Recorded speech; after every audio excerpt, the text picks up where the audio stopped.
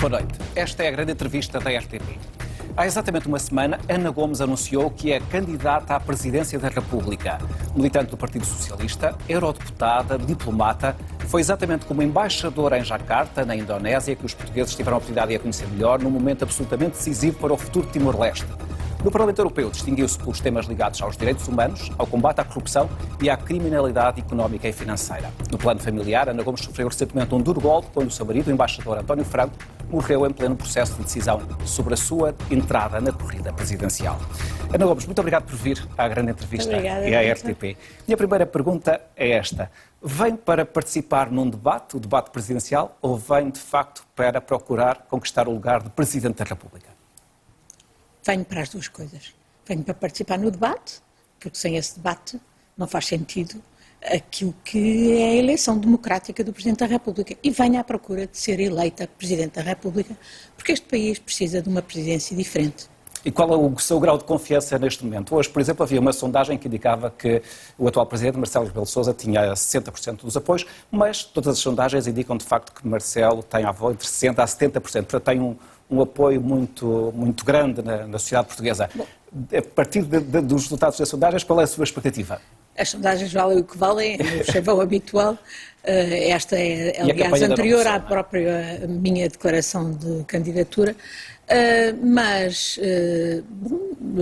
dá-me esperança porque, olha, sei que estou colocada para a segunda volta já muito à frente do que, por exemplo, foi a situação de partida do meu querido secretário-geral do PS, Dr. Mário Soares, quando enfrentou o professor Freitas do Amaral. Na altura ele estava com 8%.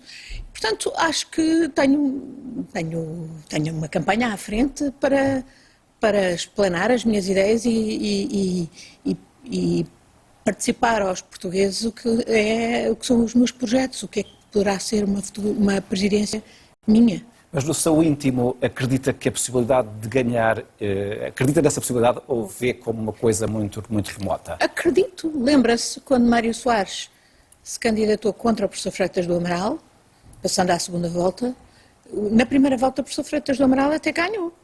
E na segunda volta, Mário Soares conseguiu a convergência de todos os do campo que o apoiavam e ganhou. E fez uma belíssima presidência, como aliás todos os presidentes da minha família política, Mário Soares e Jorge Sampaio, fizeram excelentes presidências que muito honraram o país e que muito serviram ao país. E de facto eles são a demonstração que quando houve unidade, fizemos a diferença. Quando o nosso campo político se dividiu ou se desinteressou, bom, foram eleitos presidentes da direita. No discurso do lançamento da sua candidatura, a doutora Ana Gomes disse o seguinte: Portugal precisa de um presidente livre de compadrios e de comprometimentos. E acrescentou uma presidência que dê garantias de independência e que não tenha medos nem paias de ir contra os interesses instalados. Ao dizer isto, a senhora significa que neste momento Portugal não tem um presidente assim? Bom, o que é o sentimento da maioria dos portugueses é que não é só ao nível da instituição presidência, mas é ao nível de todas as instituições da República, há uma perversão, há um lento corroer do sentido do serviço público, e isto independentemente da apreciação sobre cada um dos indivíduos que serve, que não têm em conta os sentimentos, as aspirações e as necessidades dos portugueses, no sentido de nos preparar para identificar as prioridades estratégicas do que o país precisa de identificar para ter uma rota no mundo em transformação, em acelerada transformação que vivemos. Por todas as razões, a pandemia, as alterações climáticas, o efeito da digitalização, da era digital, da transição energética, nós precisamos de uma folha de rota.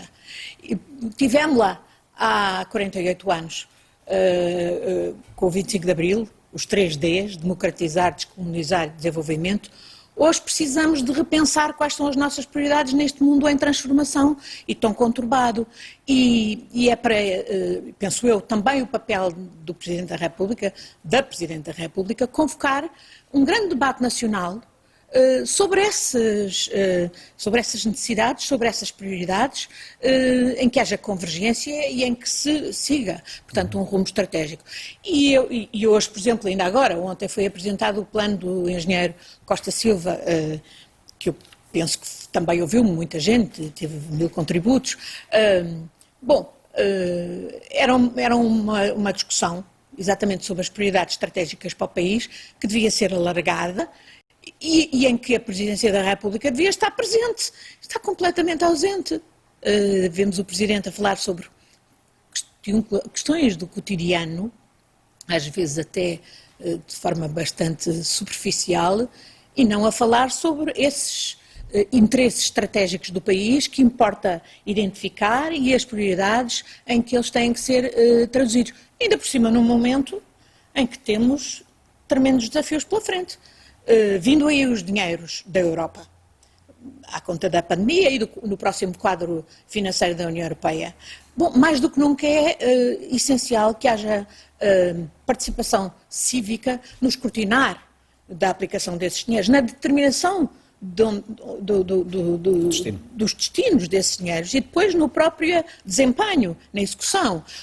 Esta é uma questão que tem muitas implicações europeias e nacionais, e onde, portanto, nós temos que estar implicados e é evidente que o papel do Presidente é fundamental. Acabou por não responder diretamente à minha pergunta, no sentido em que as referências que eu fiz do seu discurso são referências muito precisas que têm a ver com a independência do Presidente. Acha que o Presidente atual não é independente nas suas decisões? Olha, eu jamais, mesmo que fosse o meu melhor amigo, teria tolerado com um sorriso embaraçado ou cúmplice que um Primeiro-Ministro lançasse a minha recandidatura à Presidência da República, que foi o que se passou naquele episódio da Auto Europa. Eu acho que há, e eu digo e repito, faço um balanço globalmente positivo do mandato do Presidente da República, designadamente no que toca à descrispação do país e ao apoio às medidas, a um governo, o governo da Geringonça, que realmente procurou e conseguiu tirar o país daquela fossa que era as políticas austeritárias. Mas eu acho que cada macaco no seu galho, é preciso distinguir qual é o papel do Presidente e qual é o papel do Governo. E nos últimos meses os portugueses não têm visto bem essa distinção. Há demasiado encosto do Presidente ao Governo e do Governo ao Presidente. Não é por acaso que nós temos um processo de eleição para a Presidência da República por sufrágio universal direto. É porque justamente o Presidente tem que estar acima dos partidos. Tem que estar acima, tem que fazer o Governo governar, tem que zelar e apoiar o Governo para governar, mas também ter um papel de exigência em relação à governação. E os portugueses estão todos os dias a ver que, independentemente das qualidades que quem está nas diferentes instituições, que há tremendas disfunções, há tremendas perversões dos serviços públicos, as pessoas que telefonam para o Serviço Nacional de Saúde ou para informações de qualquer departamento público e que não funcionam porque não têm meios, as disfunções da justiça são gravíssimas e depois afetam absolutamente a própria percepção dos cidadãos em relação ao corroer das instituições democráticas, há corrupção, etc. E corrupção é desviar dinheiro, olha, dos hospitais que nós precisamos, das escolas públicas que nós precisamos, dos serviços públicos que nós precisamos, das Forças Armadas e de Segurança que têm que estar bem equipadas para funcionarem como deve ser. Portanto, há aspectos aqui que, do meu ponto de vista, nós não vemos essa diferenciação. Vemos o Presidente a comentar todos os dias tudo e mais alguma coisa, a espuma dos dias, e algumas intervenções de fundo, mas depois inconsequentes. Estou-me a lembrar dos importantes discursos que o Presidente fez, por exemplo, na abertura do ano judicial, mas depois ficou tudo na mesma e não houve, digamos, um nível de exigência em relação àquilo que se esperaria do parte do Governo e dos serviços públicos. Isso não é contraditório, Ana Gomes, aquilo que está a dizer agora, com, de facto, a outra referência que faz de que, globalmente, a presença de Marcelo foi positiva? Não é nada contraditório, estou-lhe a dizer. Globalmente foi positiva. É porque apontou tantos elementos de diferenciação e porque acho que o papel do Presidente foi muito importante na dispersação do país. Que se torna depois mais difícil entender a sua apreciação de que foi globalmente positiva. Eu acho que foi globalmente positiva, em particular durante o primeiro mandato da Geringonça. O governo, digamos, deste governo, ou do governo desfiado por António Costa, nos últimos tempos não tem sido isso. E, por exemplo, eu, sendo Presidente, vendo que resultou das últimas eleições legislativas, eu diria ao Primeiro-Ministro, nem pense não fazer uma aliança para dar uma base segura ao Governo. No fundo, para não ficarmos com um Governo dirigido por um homem só, com uma base minoritária que impede, por exemplo, de fazer as reformas de fundo de que o país absolutamente precisa. Portanto, eu teria dito isso ao Primeiro-Ministro e teria exigido, e teria dito até publicamente, para que o Primeiro-Ministro se sentisse pressionado, não agora, ultimamente, como no fundo está à procura, com vista a fazer passar o próximo Orçamento de Estado, mas quando se saiu das últimas eleições, para que justamente não se tivesse perdido tempo nessas reformas de fundo que já deviam ter sido lançadas. Nesse detalhe, a Ana Gomes seria mais cavaquista do que marcelista? Não, eu não faço... No primeiro modelo da Geringonça, como Vicente Cavaco obrigou, ou pediu, ou exigiu que houvesse esse entendimento. Mas isso foi... Neste caso, Marcelo Rebelo de Sousa considerou que não era absolutamente necessário. Isso não é demonstrativo do que foi a presidência do professor Cavaco Silva, do meu ponto de vista. Muito bem, vamos avançar. Já percebi que, de facto, apesar dessa avaliação positiva, a Ana Gomes considera que, sobretudo no último ano, e eu estou a fazer uma síntese para ver se entendi bem o que disse, considera que tem havido uma demasiada proximidade entre o Governo e a Presidência da República e vice-versa. Mas um outro elemento que fez no seu discurso foi, quando anunciou a sua candidatura, foi que de facto estava nesta corrida porque o PS não apresentou, ou não tinha apresentado até aquele momento, nenhum candidato e considerava que isso era relevante. Porquê é que, na sua opinião, era relevante que o PS tivesse uma posição definida ou um candidato nesta corrida presidencial? Olha, porque eu acho que as eleições para um órgão unipessoal como é o da Presidência da República, com o papel importantíssimo que tem na nossa estrutura constitucional, não pode ser desprezado, não pode ser posto atrás, por exemplo, das eleições para um clube de futebol. E um grande partido como o PS não pode furtar-se nem ao debate político, ao confronto de alternativas para o país, que esse debate se põe, nem a ter posição, e ter posição do meu ponto de vista é apoiar um candidato ou da sua área ou da sua... ou do seu partido ou da sua área política. E como lhe disse já há pouco, sempre que o PS se dividiu ou não foi a jogo, bom, não se pode queixar, depois a direita ganhou. Ora bem, eu acho que nesta conjuntura o PS tem que ter, ainda por cima, numa conjuntura extremamente preocupante, em que vemos não só no nosso país, mas noutros países, a própria extrema-direita, fascista, racista, xenófoba, violenta, levantar a cabeça. É inaceitável uma deserção do PS de um combate, deste combate que mobiliza os cidadãos. Eu, portanto, esperei por uma posição do PS. Ela não veio até agora espero que o PS, o mais natural é que dê liberdade de voto aos seus militantes, e como eu disse, eu aceito os votos de todos os democratas, da minha família política e de outros, de todos os democratas, não negocio compromissos com ninguém. E o que lhe posso dizer é que vou para esta corrida, tendo bem claro que o professor Marcelo Rebelo de Sousa do meu entender, não é uma pessoa que possa ser apoiada por verdadeiros socialistas, independentemente do respeito e da consideração e até da estima pessoal que eu e toda a gente tem por ele. Porque somos diferentes. E portanto, para mim, o meu adversário nesta corrida é o professor Marcelo Rebelo de Sousa, com toda essa estima e consideração e até simpatia. Somos diferentes, somos de famílias políticas diferentes. Eu sou progressista, ele é conservador.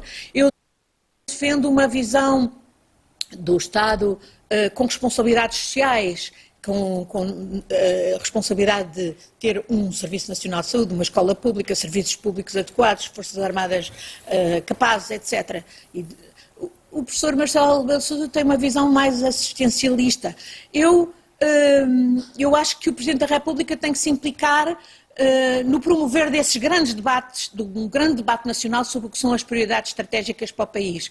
E essas prioridades, obviamente, passam pela economia, pelo emprego. Agora, as consequências da pandemia não é na perspectiva só do curto prazo, não é dos ciclos eleitorais, é perspectivas para os próximos 50 anos. O que é que vamos fazer do país? Temos um país com condições fabulosas, temos gente capaz, trabalhadora, mas que depois não se sente integrada com oportunidades, com os jovens em particular. Devo-lhe dizer que uma das razões que me faz candidatar é justamente ter a ambição de puxar jovens para irem votar e para se empenharem na mudança de que o país precisa. Ana Gomes, mas sendo a função presidencial uma função que não é de um partido, nós não, em janeiro, os portugueses, quando forem a votos, não vão eleger nenhum partido, não vão votar no PS, no PST, no PCP, no Bloco, seja o que for, vão votar em personalidades, porque essa sua referência tão firme à necessidade de um apoio do PS ou à presença intensa do apoio do PS, quando, na verdade, o que nós iremos escolher é a personalidade Ana Gomes, a personalidade de Marcelo Rebelo de Sousa, seja o que for. Bom, isto é, são pessoas, mais a sua história, que estão aqui em causa e não tanto os partidos políticos. Mas eu nunca escamoteei o meu próprio percurso político, nunca, e não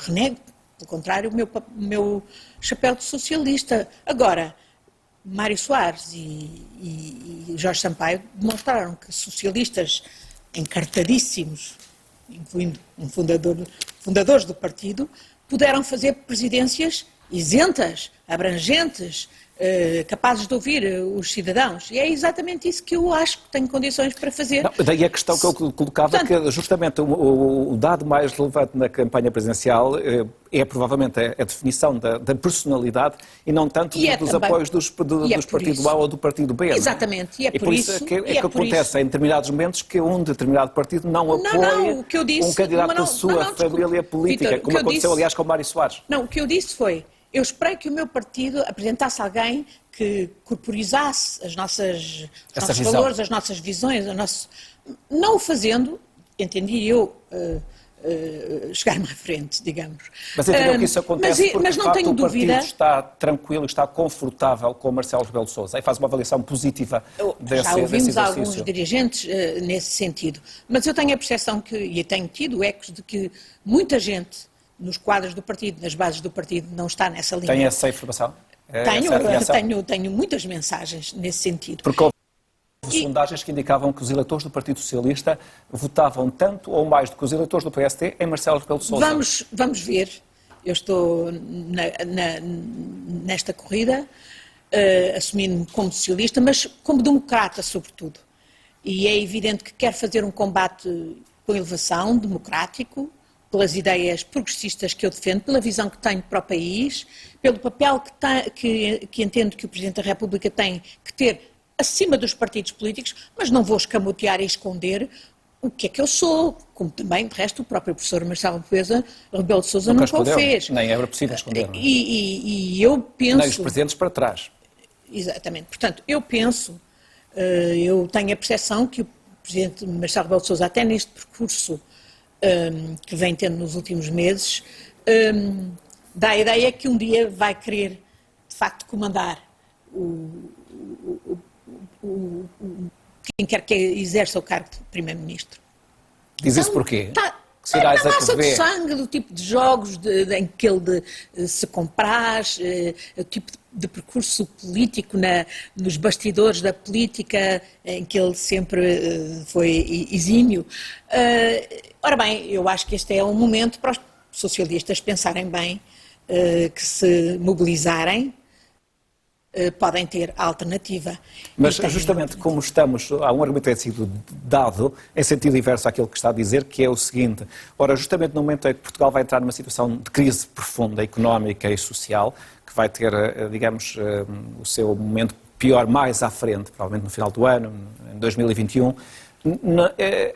o facto de Marcelo Rebelo de Sousa, que te garantiu nos últimos 5 anos essa estabilidade ao governo, deveria continuar justamente porque permitiria manter essa estabilidade que já existe. Bom, esse é o argumento que tem sido dito esse é o argumento que é utilizado. A favor do apoio, por exemplo, do Partido Socialista à eleição de Marcelo. Eu acho que a estabilidade não pode ser a estabilidade do não respeito pela separação de poderes e, portanto, e do não respeito pelo papel que o Presidente da República tem que ter, preservando-se para intervir quando é preciso intervir, para fazer respeitar todas as opiniões, no quadro democrático, para ser exigente em relação ao governo quando é preciso ser exigente, e quando eu digo ser exigente é traduzir palavras em atos, em ações, em reformas, etc. E para não deixar que se crie a ideia de que há, de facto, um conúbio ou uma tentativa de alguma maneira, manipular. E eu penso que, nesse aspecto, eu, como Presidente, terei outro tipo de intervenção. Há pouco, vou só fazer há muitos aspectos um recuo que há pouco a Ana Gomes disse que uma das suas diferenças teria sido que nas últimas eleições não teria dado posse a um governo que não tivesse... Eu não disse isso, eu disse que teria dito ao Presidente, ao Primeiro-Ministro e ao país que era preciso que o governo tivesse a maior base possível Isso não é verdade. De facto, os partidos não chegassem a esse entendimento como não chegaram. Qual teria sido a Nem sequer foi tentado, foi imediatamente recusado pelo PS. Eu fui, aliás, bastante crítica em relação ao meu partido por ter recusado nessa altura. Mas, perante isso, o que é que o Presidente pode fazer? O Presidente tem a magistratura de influência e o dom da palavra é fundamental. E é exatamente por isso que ela não pode ser banalizada. Não podemos ver o Presidente todos os dias a ter uma intervenção que é mais até de comentador de televisão, que ele fez com muito brilho e gozo durante anos, mas nós não precisamos de um Presidente que esteja todos os dias aí a comentar o que é que seja e a correr para os elétricos que têm um desastre ou outra coisa assim. Precisamos de um Presidente que se preserve para os momentos-chave. Eu trabalhei na Presidência da República com o general Ramalhianes, com o Presidente Ramalhianes, foi uma experiência extraordinária, foi um privilégio. No segundo mandato de Ramalhianes? Percebi a importância de ser seletivo nas intervenções do Presidente, o que não quer dizer menos afetivo e sobretudo não quer dizer não ouvir as pessoas, pelo contrário, ouvir as pessoas, mas ser seletivo nas intervenções. Percebi, por exemplo, também, eu não trabalhei diretamente com o Presidente Jorge Sampaio, mas trabalhou o meu marido, foi chefe da Casa Civil dele, e portanto eu sabia muito do que se ia passando. É fundamental preservar o papel do Presidente e não o banalizar, para que a sua intervenção, quando se tem que fazer, de facto tenha peso. E tenha peso em privado, naturalmente junto do Governo, outras instituições, e sobretudo tenha peso quando fala publicamente. Já percebemos aqui algumas diferenças em relação, de facto, ao seu pensamento sobre aquilo que tem sido o exercício de Marcelo Rebelo de Sousa e aquilo que seria um exercício de uma Presidente, Ana Gomes. Sobre a reação do Partido Socialista à sua candidatura, houve um enorme silêncio, sobretudo da direção do partido. Estava à espera disso ou não? Ou isto que eu estou a dizer não corresponde à verdade e há uma outro movimento a acontecer? Pode haver um silêncio público. Sim. Mas há inúmeras mensagens que eu estou a receber de distintos socialistas de todos os níveis, militantes de base. As mensagens é declararem apoio ou é só simpatia pelo seu gesto? Apoio. E, naturalmente, à espera de que o partido, como um partido democrático, tome uma decisão de forma democrática. Portanto, quando é que isso vai acontecer, não sei. Mas, como lhe digo, esta é uma candidatura não partidária. Foi uma decisão minha, pessoal, difícil, em condições difíceis, a decisão que tomei num momento difícil da minha vida, e portanto eu rejubilo cada dia que recebo e cada hora que recebo mensagens de gente do Partido Socialista, mas não vou de maneira nenhuma cingir-me apenas ao Partido Socialista. É uma candidatura que visa unir os portugueses, os democratas que querem salvar a democracia e sabem que para isso é fundamental regenerar as instituições da democracia e não continuarmos a fechar os olhos perante aspectos que têm a ver com todo o processo de globalização e, por exemplo, a revolução tecnológica tem tido aspectos muito positivos de criação de riqueza a nível global, mas tem tido aspectos absolutamente perversos, absolutamente criadores de desigualdades, criadores de exclusão, e é isso que faz, de resto, grandes franjas da população, aqui como noutros países, serem seduzidas por vozes populistas com projetos autoritários, e é muito por responsabilidade daqueles que não fazem nada para travar isto, que não fazem nada por haver a regulação ao nível, por exemplo, fiscal e ao nível global, europeu e global, na regulação, ao nível das sinergias que são necessárias. Olha, por exemplo, face à pandemia, ainda hoje a Presidente von der Leyen fez um grande discurso com os objetivos nesta fase de crise. Uma das ideias, por exemplo, que ela lá defende, é uma ideia que nós há muito defendemos, em que eu trabalhei no Parlamento Europeu, por exemplo, a ideia de um salário mínimo para todos os europeus. E ela diz que vai apresentar finalmente uma proposta. Foi uma ideia que andamos ali a partir pedra e finalmente fez o seu caminho, como muitas das outras, das questões da fiscalidade. E não é possível que Portugal, por exemplo, nisto não esteja influentemente a determinar as soluções. Muito mais ativos. Esse também é um papel que eu acho que o Presidente da República pode e deve ter. Não se trata só de eleger pessoas para altos cargos, e temos tido um grande sucesso nisso, é depois ajudar a construir essas soluções europeias para problemas que precisam de regulação a nível global, e nós temos que passar pelo nível europeu para ter a regulação a nível global. Voltando ao nível partidário, Ana Gomes, em relação à forma como a direção do Partido Socialista reagiu à sua candidatura, Ana Gomes considera que é uma espécie de persona não grata para a direção do partido, ou não? De maneira nenhuma. Já? Houve uma certa análise feita em relação aos seus apoiantes, dizendo que eram os descontentes com a liderança de António Costa que estavam ao seu lado. Isso é absurdo. Esta minha decisão foi uma decisão pessoal e tenho muita gente do Partido Socialista, como muita gente de outros partidos, ou muita gente sem partido, a apoiar-me. E a minha ambição é justamente trazer mais gente, como lhe digo, sobretudo os jovens, a apoiar-me. Olha, ainda hoje, antes de aqui vir, fui ao Marco do Correio pôr uma carta que há muito tempo era devida para um jovem de Fanzeres, que me escreveu há meses uma carta e eu, entretanto, em arrumações perdi a carta e agora, em novas arrumações, com mudança de casa, encontrei-a e sensibilizou-me imenso e foi, devo dizer, um dos fatores que me fez decidir por apresentar a minha candidatura. Porque tenho a ambição, de facto, que os jovens têm que ser implicados, têm que ser chamados, não podem baixar os braços desgostados com o que vêem. E aqui o papel de quem trabalha nos partidos políticos é essencial e, portanto, também no meu. E eu, cada vez que tenho mensagens de amigos meus do Partido Socialista de encorajamento, fico muito feliz e tenho, posso começar por dizer, é uma extraordinária honra ter já entre os apoiantes declarados Isabel Soares, filha do fundador do partido, Mário Soares. É para mim uma grande honra tê-la comigo desde a primeira hora.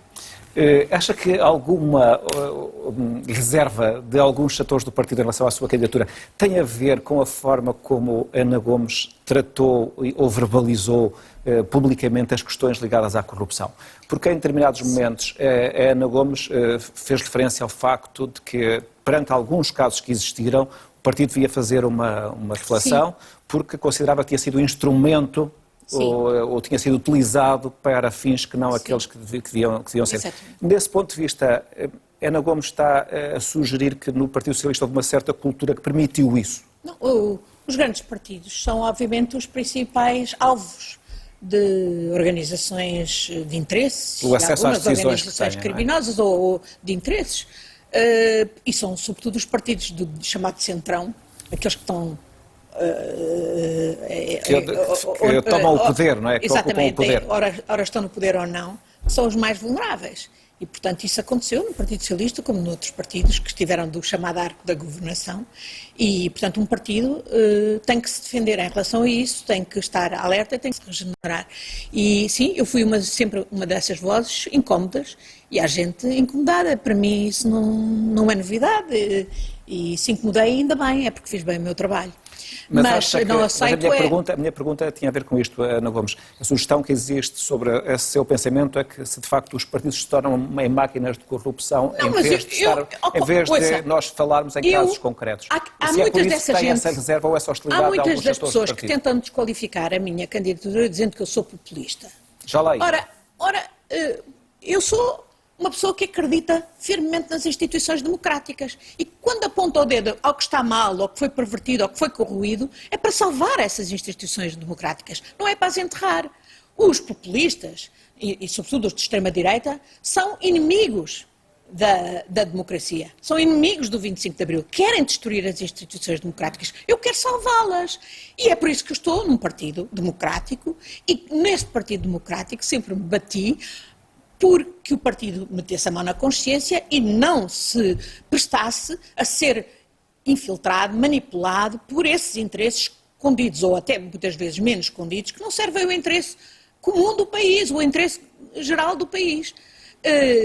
Mas esse é um tema impossível de ser discutido num grande partido, não? Não é impossível de ser discutido. Olha, eu discuti muita política, devo dizer que discuti se calhar mais política nos últimos 15 anos no Parlamento Europeu do que cá. Também nunca servi no Parlamento Nacional, mas no Parlamento Europeu.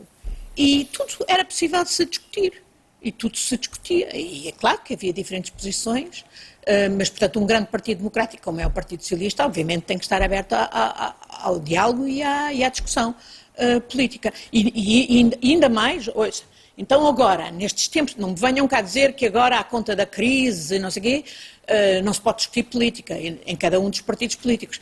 À conta da pandemia, designadamente, este debate sobre qual devem ser as posições dos partidos políticos face a este desafio que os portugueses têm para frente, que é encontrar um sucessor para o professor Marcelo Rebelo de Sousa na presidência da República, é um debate a que o Partido Socialista não se deve furtar. E os outros partidos também. Sobre a questão do populismo, de facto, essa tem sido uma crítica sistemática que lhe tem sido feita dos seus adversários, que a Ana Gomes é uma populista de esquerda.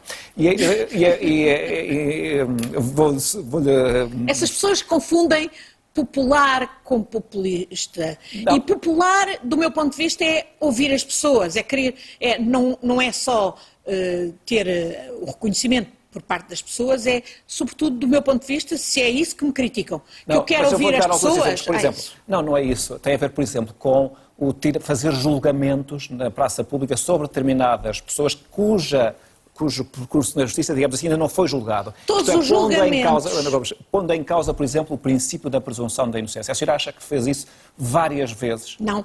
Acho que sempre que quando falei... Quando acusa de corrupto, a pessoa é A, quando acusa de ladra, a pessoa B. Isso, mesmo antes dessas pessoas terem sido julgadas na justiça, isso não é ser populista. Acho que sempre que falei, filo fundamentadamente, mandei comunicações para as instâncias políticas do Governo, da Procuradoria-Geral da República, fundamentei... Fez várias denúncias. Denúncias escritas com a minha cara, não são anónimas, com a minha cara, e muitas vezes não foram seguidas, vias não ser seguidas. Não tirou conclusões antes dos próprios tribunais terem feito? Foi muitas vezes os tribunais serem por dentro. Não é os tribunais, as instâncias da justiça serem manipuladas, abafadas, para que não se fizesse justiça.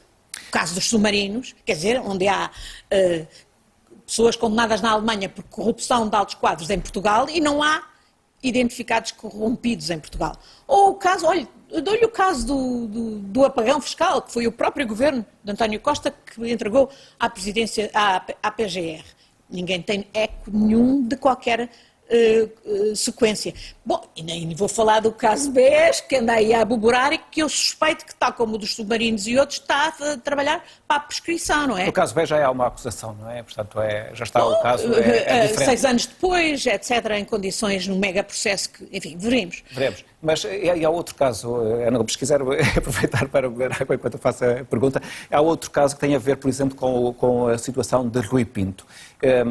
E a pergunta que é colocada é esta: sendo Ana Gomes uma das testemunhas de Rui Pinto deste processo, não está com essa sua atitude, digamos, normalizar um comportamento que é de poder invadir a privacidade, invadir os mails da Procuradoria-Geral da República, de empresas de advogados. Ana Gomes aceitava que o seu mail fosse violado? Essa é que é a questão fundamental. Bom, o meu mail deve ser muito violado, porque infelizmente no nosso país não temos investido suficientemente em cybersecurity, em segurança cibernética. E é se calhar isso que explica que sejam tão facilmente violáveis caixas de correios da PGR, etc. Já a mim me aconteceu, de facto, ter interferências diretas no meu mail, serem travados trabalhos que eu estava a fazer, etc. E nunca consegui. Fiz queixas, mas nunca consegui descobrir quem eram os autores. Mas aqui, mas a questão é esta, sobretudo ao nível dos serviços os públicos... Os fins justificam os meios?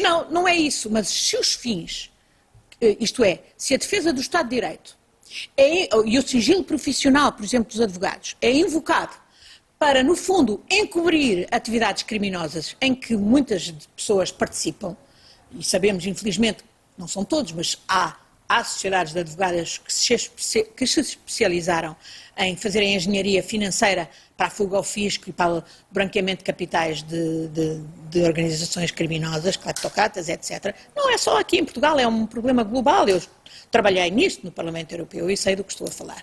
Portanto, nós não vamos poder aceitar essa hipocrisia quando ainda por cima sabemos que a Justiça, as polícias, não têm meios humanos e tecnológicos para ir atrás da criminalidade. Isso é perverter o Estado de Direito. E aí, quanto a isso, eu sou clara, acho que o papel dos denunciantes é fundamental. Não é por acaso que insignes operadores da Justiça, como ainda há dias a doutora Maria José Morgado, que escrevia mais um artigo no Expresso, uma carta a Rui Pinto, sublinhando a importância do papel dele. Portanto, eu não estou aqui num processo de negar crimes que possam ter sido cometidos, de violação de correspondência ou outro. Isso tem que ser apurado pelo Tribunal. Indiscutivelmente, o que tem que também ser levado em conta pelo Tribunal é o extraordinário serviço público que ele prestou, não só cá em Portugal como noutros países, para apanhar redes criminosas que sonegam recursos aos Estados e que sonegam recursos aos hospitais que nós precisamos de financiar, às escolas que precisamos ter equipadas, etc. Mas ele fez isso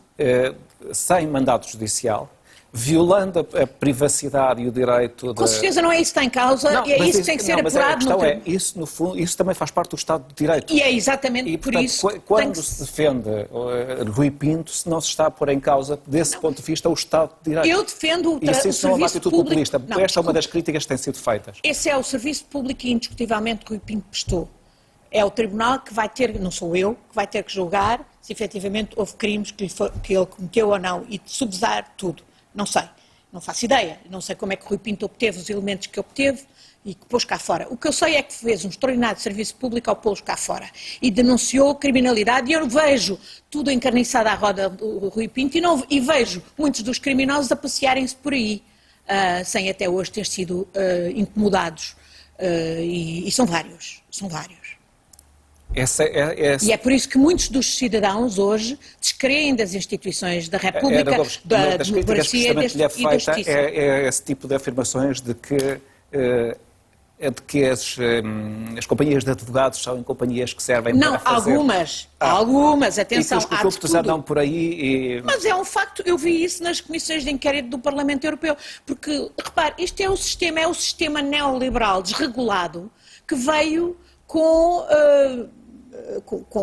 esta organização do mundo, e é por isso que nós precisamos de regulação. E pior, tudo com a revolução tecnológica, em que se transfere dinheiro com o carregar de um botão e já não em malas de dinheiro transportadas de um lado para o outro, o potencial de esvaziamento dos cofres do Estado é tremendo e é por isso que a questão da regulação fiscal ao nível europeu é fundamental e nós temos que ir a esse jogo. É importante para nós a nível europeu e a nível nacional, porque quem paga cada vez mais impostos são os pequenos. São as famílias, são as pequenas e médias empresas que pagam cada vez mais impostos para as grandes multinacionais e para as grandes fortunas usarem o esquema dos offshores e desviarem os recursos que deviam ser de todos e furtarem-se a pagar impostos. Esta é uma questão essencial, não pode ser voltada a pôr debaixo da mesa e felizmente que ao nível europeu, ainda hoje a senhora van der Leyen tocava nela. Ana Gomes, já criticou, já comentou com sentido crítico a decisão de António Costa de fazer parte da Comissão de Honra de Luís Filipe Vieira. Eu pergunto se para si o problema é apoiar uma candidatura de um presidente de um clube de futebol ou é apoiar aquele candidato? Eu acho que seria boa política não misturar as responsabilidades de políticos com o futebol. Num país onde isto é de uma promiscuidade, os negócios do futebol com o poder político e outros poderes económicos, era de elementar prudência não haver, não haver uma... Qualquer mistura. Qualquer promiscuidade. Mas ainda mais quando se trata de uma pessoa que tem todo um historial altamente questionável, não é? Eu já ainda há dias expliquei. Eu não sei porque é que isto aconteceu, só lhe digo o seguinte, isso sim é uma atitude populista, porque há quem diga, por exemplo, que o clube de futebol em causa é o maior partido de Portugal. E no fundo, se calhar foi numa deriva populista que muitos políticos, não foi só o Primeiro-Ministro, alinharam. Há políticos de vários partidos. Aliás, isso acontece não apenas com esse clube, mas com todos os outros clubes. Está mal. Está mal e está particularmente mal, obviamente, quando se trata de um Primeiro-Ministro e neste contexto. Ana Gomes, gostava que contasse um pouco a história desta sua candidatura. Em janeiro começou, julgo que foi em janeiro, Francisco Assis falou na possibilidade de Ana Gomes ser candidata. Ele teve, aliás, aqui na grande entrevista, explicou porque é que considerava que estaria em uma boa posição para o ser. Depois Ana Gomes chegou a dizer que, de facto, isso não estava nos seus planos e António Costa jamais iria autorizar. Em que momento é que tomou, de facto, a decisão de que seria candidata? Olha, tomei há mais ou menos 10 dias atrás, do sábado, fez deste sábado 8 dias. Foi só a última hora? Foi um processo longo e maturado e obviamente eu fui conversando com o meu marido. O meu marido era muito mais que o meu marido, era meu companheiro político e intelectual. Foram casados durante quanto tempo? Somos casados desde 94. E conhecemos-nos antes, desde 83. Encontrámos-nos justamente na presidência com o do Jornal Ramalhianos.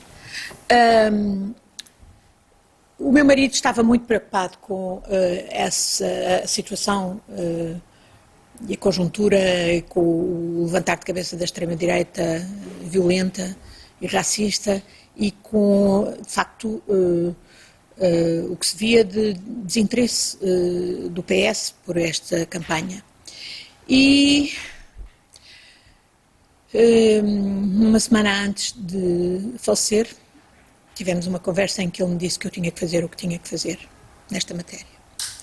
Eu sabia o que ele pensava, o que tínhamos conversado antes. E ele é muito mais duro não o ter ao meu lado, mas devo dizer que ele me inspira e vai-me sempre inspirar, e as palavras de moderação, de contenção que ele toda a vida me recomendou estão mais do que nunca presentes neste meu combate que vale a pena ser travado pelos jovens, é pelos nossos netos, é por um futuro melhor para o nosso país. Este país tem todas as condições para ser fantástico e temos que corrigir o que precisa de ser mudado. E, como lhe digo, essa conversa com o meu marido foi determinante para eu para eu racionalmente chegar à conclusão que tinha que avançar. Depois havia a questão de se eu teria capacidade anímica, porque é muito duro estar na situação em que eu estou, tendo-o perdido há tão pouco tempo. Mas, olhe, a carta desse jovem que eu já referi, do Pedro, que me veio às mãos na véspera de eu tomar a decisão, fez-me pensar exatamente nos nossos netos e pensar que é por eles que nós não podemos desistir, e é uma pessoa que tem a experiência que eu tive de vida, quer cá, como diplomata, como política, quer a nível internacional, pode ser posta ao serviço daquilo que hoje importa para Portugal, da mudança que importa para Portugal e da presidência diferente de que Portugal precisa. A morte do seu marido foi particularmente dura porque foi fulminante? Foi Sim, meu marido um processo bastante rápido, não? Tinha várias mazelas desde que há 10 anos tinha sobrevivido a um cancro. E devo dizer que foi uma das pessoas que deve ter gostado da pandemia, porque gostou de meter ali em casa ao lado dele, sem agenda, a cozinhar para nós e a fazer conferências por Zoom. E teve muito bem, até que na última semana de maio, de repente percebemos que alguma coisa não estava bem, retenção de líquidos nos pés, e foi fazer exames, e no dia 15 de junho tivemos um verdicto sinistro, é que tinha um cancro no fígado em fase que já não se podia fazer. E foi um mês. Foi um mês. Esses momentos são sempre complicados. Eles tinham ambos a mesma função, foram ambos diplomatas. Havia uma grande proximidade de pensamento entre os dois. Sim. Éramos diferentes, há coisas em que éramos diferentes. Eu gostava de touradas, eu não gosto de touradas. Ele interessava-se por futebol, eu não sei nada de futebol, interesso-me pelos negócios do futebol, pelas consequências que isso tem no país. Ana Gomes, ele era mais cerebral do que eu, portanto havia uma grande complementaridade. Eu sempre beneficiei imenso e, como lhe digo, uma das nossas netas disse no funeral que o avô está nas nuvens e está para sempre no meu coração. Está para sempre no meu coração e inspira-me.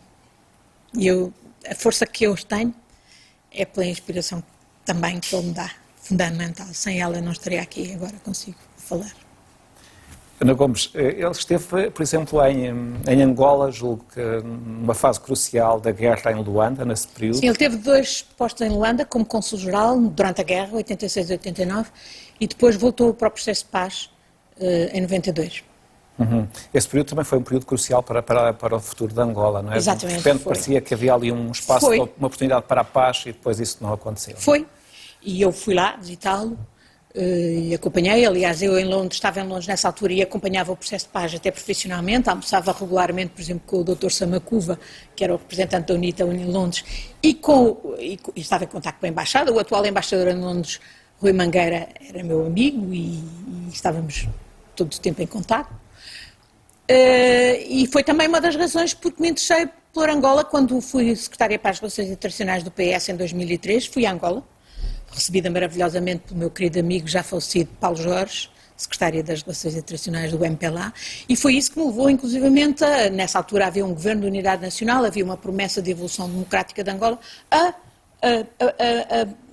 a propor que o PS patrocinasse a entrada do MPLA na Internacional Socialista, o que aconteceu em 2003, num congresso presidido por António Guterres, em São Paulo. Mas foi também isso que, a partir daí, para mim, a fasquia ficou muito mais elevada relativamente à exigência quanto ao MPLA. E voltei lá em 2008, no quadro de uma missão do Parlamento Europeu, e fiquei aterrada. Voltei lá em 2012 nas eleições e fiquei aterrada com a manipulação. Voltei lá em 2015, tinham preso os revus e não podia ficar calada. E, sobretudo, não podia ficar calada quando aqui havia a total cumplicidade com o esquema de lavagem de dinheiro que era roubado ao povo angolano. A todos os níveis. E eu comecei a tirar umas pedradas ao charco. Olha, eu cheguei a fazer aquilo que os bancos portugueses não faziam, que era uma chamada Due Diligence sobre a fortuna de Isabel dos Santos, em 2016, Identificou conclui que havia altura 40 empresas, agora, pelos 400. Luanda Leaks, graças ao Rui Pinto, sabemos que eram pelo menos 400. Ana Gomes, a sua campanha como é que vai ser? Bom, eu não tenho máquina partidária, mas tenho muitos amigos, muita mobilização. Aliás, a minha dificuldade neste momento é justamente articular todas as extraordinárias ofertas de apoio, de mobilização de muita gente. Tenho amigos com quem estou a organizar-nos. Em breve teremos um site interativo Mas será muito para as a recolha redes das sociais, tendo em assinaturas. conta, de facto, a situação pandémica em que nós nos encontramos, em que os encontros são mais difíceis? Eu gostaria muito que a pandemia nos permitisse, pelo menos, claro que não faz sentido nenhum fazer a campanha tradicional que fazem os partidos, com cartazes, arruadas, carnes assadas, circuitos das carnes assadas, nada disso faz sentido. Mas há muitos meios hoje para chegar às pessoas e, sobretudo, para ouvir as pessoas. E eu quero ouvi-las. Eu tenho o projeto de organizar reuniões, por exemplo, em fóruns de câmaras municipais, ou de todo o país. Conhecemos as campanhas americanas, por exemplo. Dos chamados, mas em que eu, não é para eu falar apenas e levando alguns especialistas de áreas temáticas, mas sobretudo ouvindo as pessoas, ouvindo o que é que têm para nos dizer e vendo como integrar isso num programa de campanha e num manifesto que apresentarei ao país.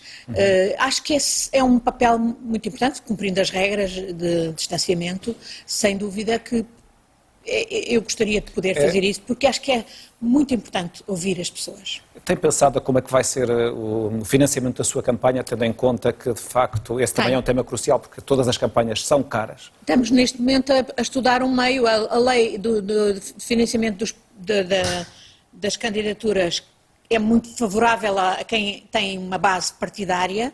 Torna mais fácil a organização. Exatamente, é complicado, mas já estamos com um grupo de gente muito boa que eu tenho a apoiar-me e já estamos a desbravar esse caminho e o meu objetivo é ter um sistema em que as pessoas podem contribuir, mas quem contribui identifica-se, fica à vista de todos, ficará online e não se aceitarão contribuições superiores a 100 euros. E tudo, quer no que toca às receitas, quer às despesas, será completamente claro, transparente e não acredito que seja preciso muito dinheiro, porque lhe digo, muitas das coisas que normalmente levam muito dinheiro nas campanhas dos partidos políticos são completamente dispensáveis, designadamente, por exemplo, a parafernália dos cartazes, das bandeirolas. Isso não vamos ver aí cartazes nas cidades. Ana Gomes não é a primeira candidata presidencial mulher, mas na verdade o país nunca teve nenhuma mulher presidente. Esse é um ponto que também vai usar na sua campanha, eu acho que justamente essa carta do género. Os portugueses estão mais que preparados para ter uma mulher na presidência e, sem dúvida, a engenheira Maria Lourdes Pinto foi inspiradora de gerações e guia-nos, digamos, o seu exemplo. Mas já houve outras mulheres candidatas. Há 5 anos, Maria de Belém foi candidata, não é? Claro. E noutras eleições também. E a Marisa Matias. Que está também hoje na lista. Eu devo dizer que tenho muito respeito por aqueles candidatos que eu conheço pessoalmente. Já falei do professor Marcelo, já falei da Marisa e do João Ferreira, que foi meu colega no Parlamento Europeu. E compreendo, eles são candidaturas partidárias. Da mesma maneira que eu acho que o meu partido devia ir a jogo, os partidos deles entenderam apresentá-los e participar no debate democrático. Tenho muito respeito por eles, mas a minha candidatura não é uma candidatura partidária. Receberá os apoios de todos os democratas, mas, como eu digo, não negociará compromissos com ninguém. E como é que vai ser o seu posicionamento na campanha em relação ao candidato André Ventura? Ele já lhe fez o ataque logo no dia em que a senhora apresentou a sua candidatura e nas análises que têm vindo a ser feitas, quem sugira que poderá haver um ping-pong permanente entre os dois. Qual vai ser a sua atitude? Olha, antes de mais, deixe-me dizer, chamar alguém cigano não é insulto. Para mim, dizer que eu sou candidata cigana ou dos ciganos é uma medalha de honra. Quer ser a candidata dos ciganos, quer ser a candidata dos africanos, das pessoas de pele qualquer cor, dos gays, dos excluídos, das minorias. Quer ser a candidata desses todos e, ao mesmo tempo, quer ser a candidata que une os portugueses, porque, justamente, a minha candidatura é para contrariar os projetos que visam dividir os portugueses, que é o projeto da extrema-direita violenta, aqui e em todo o mundo. Eles apostam na divisão, apostam na zizania entre os portugueses, aquela cena do eles e nós, como se todos nós não devêssemos estar implicados naquilo que é a escolha do futuro do nosso país. E, portanto, para mim, o candidato da extrema-direita, pessoalmente, nem o conheço, e não é, obviamente, um inimigo. Quem é inimigo é a extrema-direita. É a extrema-direita que é inimiga do 25 de Abril, que é inimiga da democracia, que quer destruir a democracia. Isso para mim é muito claro. Ana Gomes, muito obrigado por ter vindo à grande entrevista. Esta que foi a sua primeira entrevista depois do anúncio da sua candidatura à presidência da República. De novo, muito obrigado. Obrigada. A grande entrevista pode ser vista na RTP3, na RTP1 e na RTP Internacional em horários diferentes e a partir deste momento fica disponível no site da RTP em RTP Play. Também pode ser vista aí. Eu regresso na próxima quarta-feira. A todos muito obrigado e boa noite.